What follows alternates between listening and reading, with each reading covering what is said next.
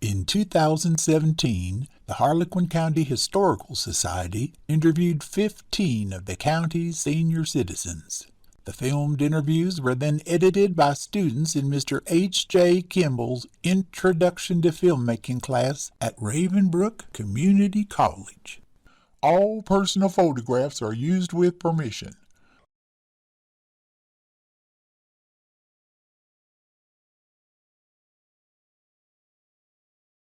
My name is Luwanda Belcher, and I'm 84 years old. I was born May 22nd, 1933, right here in Harlequin County, where I have resided my entire life. Thank you, Miss Belcher. Why don't we begin by having you tell us how you came to be known as the Box Bed Girl? Well, it pretty much started right from the very beginning. My parents owned a farm about 3.5 miles outside of Mallardville, and I was born right there on the farm.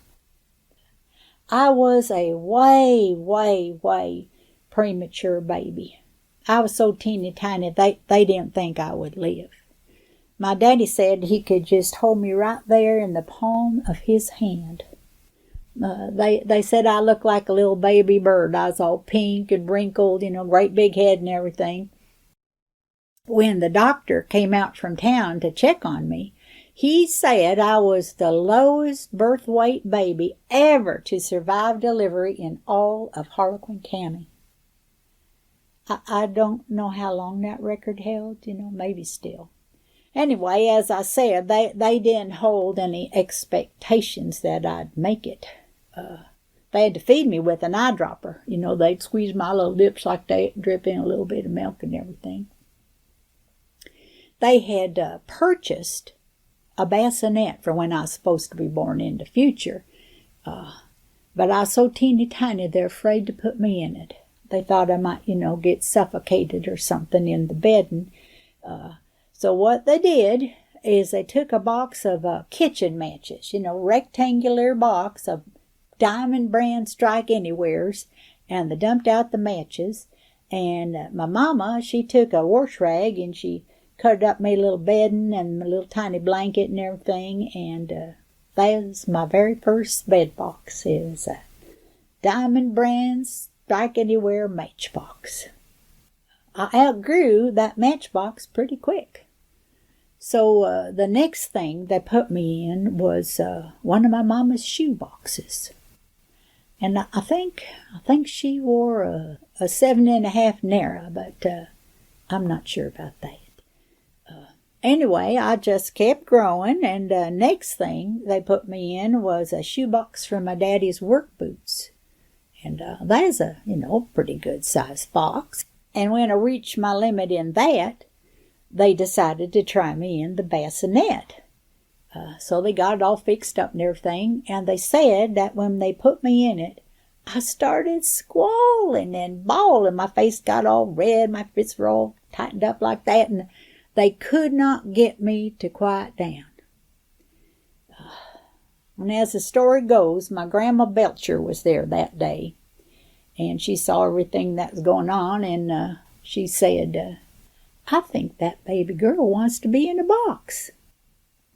Well, they were willing to try anything at that point, so they went out to the kitchen. They had a cardboard box that they brought produce in from the store in town, and they got it all cleaned up and everything, and they put the bassinet mattress inside the box. And they said that as soon as they lay me down in there, I just closed my eyes and went right to sleep.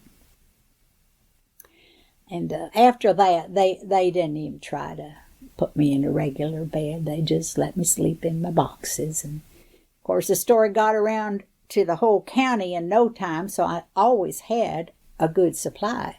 If anybody bought anything in a big box, they just bring it out the farm or dropped off at the feed store, and my daddy'd pick it up when he went to town. By the time I started grade school, I was into major appliance boxes. And my daddy, he had a friend worked up at the Sears Roebuck there in the Tri-Cities, so I slept in a lot of Canmore Ringer washing machine boxes. And then by junior high, I had pretty much reached my adult height. about where I am now. Of course, I was a lot thinner then, but about the same height. So I was sleeping in refrigerator boxes. And my favorite was the Frigidaire, my personal preference. There are other good ones too, but that is my favorite. And then in 1949, that opened up a whole new world. That was the year that Amana Appliances came out with the very first side-by-side refrigerator. And those were big, wide boxes. The other companies, they fall along pretty quick, so I had a selection. I like to think of that time as the golden age of refrigerator boxes. Of course, all that came to an end when I married the Colonel, because there was no way he was going to sleep in a cardboard box with me, no matter how wide it was. And from my side of it, the thought of sleeping in a regular bed, exposed to the entire world, I didn't know if I could do it. It was very upsetting to me. But the Colonel, he was a very resourceful man. And he said, "Wanda, don't you worry. I got an idea, and I'm going to make this work." By golly, he did. What did he do? Well, the first thing he did, he sat down, drew up some plans. Then he called up to a packaging company up in the Tri-Cities, and he ordered some great big sheets of corrugated cardboard. And the next thing he did was go down to the lumber yard and bought a bunch of 2x4s and hardware and things, and he came home and he built these 3 great big frames out of those 2x4s, and he put some casters on the bottom, furniture casters, rollers, and he put some handles on the side there. And when the cardboard came, he took one big sheet and he nailed it on the wall behind the headboard there, and the other sheets he cut to size to fit these frames, and he nailed that cardboard on there. So we could get into bed and roll those right up to us, the panels. And it was like, what do they call those things in the office? Cubicle. We were sleeping in a cardboard cubicle. And it was very handy. If you had to get up in the middle of the night to do your business, you just roll apart 2 of those panels. You go out and you come back in, just snug them right up against the bed like that. And in the mornings, we'd take them and roll them up against the far wall. And I could make the bed or change the sheets, not a problem. I have to say that it wasn't the same as sleeping in a cardboard box. But it was a very good compromise. And that's what marriage is all about. It's about the give and the take and things like that. Could you tell us a little about the Colonel? What branch of the military did he serve in? No, the Colonel never served in the military. That's just his name. His first name was the Colonel. It had a capital T at the front and a capital C in the middle, but it's just all one word. His full name was the Colonel Hiram Wiener. His daddy was one of the Harlequin County Wieners, a whole bunch of them over there. The Colonel and his family moved to Mallardville when he was 2.5 years old. So to my mind, I always considered him, practically a native. Now I know there's sticklers say you got to be born here, but I always thought of him as practically a native. You kept your maiden name when you were married? That's right, I did, and it's not like it is today. Back then, that was not a common thing to do, unless you were some kind of a famous movie star like Elizabeth Taylor or Lucille Ball or somebody, but I wasn't trying to make any kind of a statement. It's nothing like that. It's just that I tried and I tried to envision myself as, Luwanda Weiner. Luwanda Weiner. I just kept saying, who is that? I don't know that person. That's a stranger to me. It sounded wrong to my ear, and I just could not feel it in my heart. So finally I just had to sit the Colonel down, and I said, you are a Wiener, and I am a Belcher. I was born a Belcher, I'm going to die a Belcher, and that's just how it's going to be. And the Colonel came round pretty quick. It's like I said, it's about the give and the take. How did you and the Colonel come to meet? Well, we met out the Pickle Works. Of course, it's long gone now. The official name was the Mallardville Pickle Company, but everybody just called it the Pickle Works. And it was between my junior and senior year in high school. I took a summer job out there. And what I did is they had a machine put the labels on the jars, and they'd come by the conveyor belt, and my job was to make sure those labels were on there right. Sometimes they'd be a little askew, or they might have a wrinkle in them, and then I'd take them and put them on some metal shelving they had behind me there. But anyway, back to the story. Everybody there got a half-hour lunch, but not at the same time. They staggered it so they'd keep those machines running. And of course, being a summer hire, I had the very last shift, the 1 to 1:30. And I'd started on a Monday, and this was a Friday. And I was into the break room. I put my lunch down, and I went over to the vending machine to get a soda pop. And this young man comes up next to me, and he's looking, trying to decide what he wants. And now, I had seen him around. Mallardville's a very small town. But the Colonel was 5 years older than me, so we hadn't had any contact. He'd already graduated high school before I even got there. So he's looking, and he kind of glances over, and he says, "You're new here, aren't you?"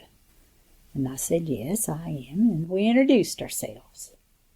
And he said, "Luwanda Belcher, are you that girl sleeps in a box?" And I said, "Yes, I am." And he said, "Well, what do you know about that?" He kind of smiled, and he said, "Would it be all right with you if I came over and had my lunch with you there?" And I said, "That'd be fine." And we started talking and everything, and we just hit it off from the get-go. That's all I can say. It was just meant to be. And when it's time to go punch back into work, he says, "Hey, Wanda, how'd you like to go to the movies with me tomorrow night, Saturday night?" And I said, I'd like that. That's how the whole thing started, and we just never looked back from there. We just spent as much time as we could together, and when I started back to school in the fall, we just kept it going. I graduated high school June 7th, and 16 days later, on June 23rd, 1951, the Colonel and I were married. Had the ceremony up there at the First Methodist, and just a wonderful potluck reception in the church basement. They had, white and silver crepe paper hung up like that, and 2 great big hams, and just about every kind of casserole and side dish you could ever imagine. And a beautiful 3-tiered wedding cake from Larson's Bakery. It's just a wonderful, wonderful day. Just perfect in every way. And from that point on, the Colonel and I were married for 31 good long years, until his untimely demise. Could you tell us how he died? Sure, I can talk about that. It was a forklift accident out at the Pickle Works. Just one of those things that happens. And it was July 13th, 1982. And on that particular day, a truck had come in to pick up a big shipment of pickles. And Darrell Whitaker was in charge of loading the truck. And he had these pallets he'd stacked, 5.5 feet high with boxes of pickles. And then they wrap them with that stuff, looks like saran wrap to keep it all together. And he's going back and forth. And the Colonel, he's got his back to all action. He's facing the salvage yard, and he's filling out paperwork, bill of lading or something. By that time, he had been foreman of the entire shipping department for many years. and very highly respected. So here comes Darrell out with the big load, and as we found out later, there were 4 teenage boys over at the salvage yard, and had some firecrackers left over from the 4th. And they had the great big ones, about that big, look about like a shotgun shell. And that's how loud they sound when one would go off. Well, they thought they'd just each of them light one at the same time and throw them in and say how many 4 would sound like. People said they heard it 5 miles away. Sounded like a bomb going off. Shook windows in the downtown. So there's Darrell, and he hears that noise and he startles. Just a natural reaction. Anybody would have done the same. I never, ever held it against him. But he heard it, and he jerked that wheel real hard to one side, and then he realized what he'd done, so he did it the other way, but he went too far. And that whole forklift just tipped. It didn't tip over, but it tilted up enough that that whole big load of pickles just slid right off the pallet and came down, hit the colonel's back and just kind of, smacked him down there. And that loading dock is cement, of course, and he hit his head real hard when he landed, too. They said he didn't suffer or anything. It's just over like that. He never even saw it coming. And they called an ambulance, of course, and when he got there, there's nothing they could do. He'd been gone right from the start. But the thing is, it took a while for the ambulance to get there. And in the meantime, when those boxes had landed, a bunch of those jars had broken and the liquid had soaked through the cardboard. So for I don't know how many minutes, the colonel was just lying there dead, face down in a pool of pickle juice. And what I think happened is that a lot of it just kind of soaked up into his sinuses and into his pores and things. Because a few days later at the service, even with that casket lid closed and sealed, you could still smell that pickle brine kind of wafting from it. Strong enough to make your eyes water. You couldn't tell who was crying from grief and who's just teared up from the fumes. It must have been very hard for you to lose him. That first year was the hardest year of my life.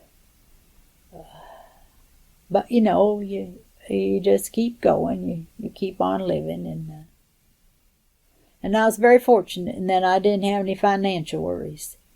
The colonel had been working out there since right out of high school, so he had a good amount in his pension fund, top beneficiary, and way back, right when we first got married, he had purchased a $10,000 life insurance policy, State Farm. And so what I did is I took those two things, the insurance and the pension, I put them in a savings account. And I kept on working my job up at the Rexall, and I used my wages to pay the monthly expenses. And we'd already paid off the house by then, so I didn't have that, and I would only dip into that savings as needed. A lot of people remember you from your years at the Rexall. How long did you work there? I started working at the Rexall when I was 22 years old. And I worked straight on through to retirement at age 66. It was a good place to work. I got a decent wage and the benefits and everything. But there's a downside to working at a pharmacy in a small town. It takes a toll on your social life. Why is that? Well, there's a lot of things that come across the checkout counter at a drugstore. And many of those things are items that people would prefer to keep private.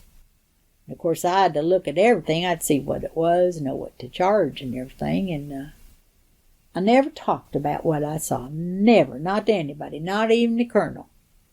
But that didn't keep people from feeling, uncomfortable when they'd see me outside the store.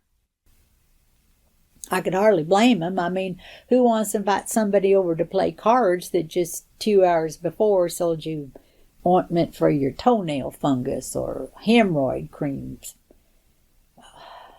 When the Colonel was alive, I never even thought about it. I mean, we had each other, and we did our things together, and we kept real busy. But after he passed, that's when the loneliness kind of set in there. But you get through it. It was part of the job. That's what it was. It just went with the job.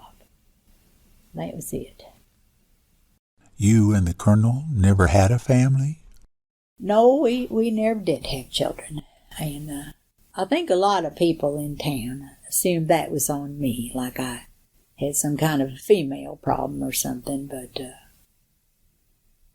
I guess I can tell that story now. I don't think the Colonel would mind at this point. The truth is that the Colonel had a medical condition in his privates.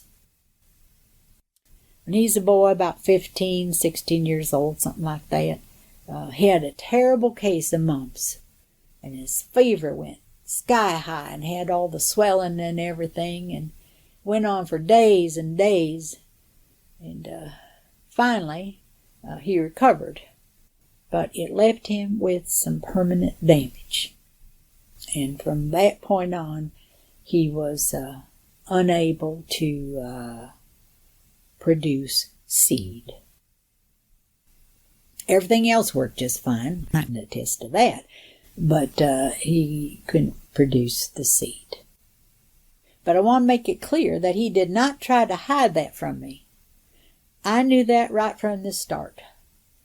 The night he proposed to me, we'd been over at Porterville at the all-you-can-eat smorgasbord, and on the way back we parked up at one of the lookouts over the lake there, and he said, "Wanda, I would like you to be my wife.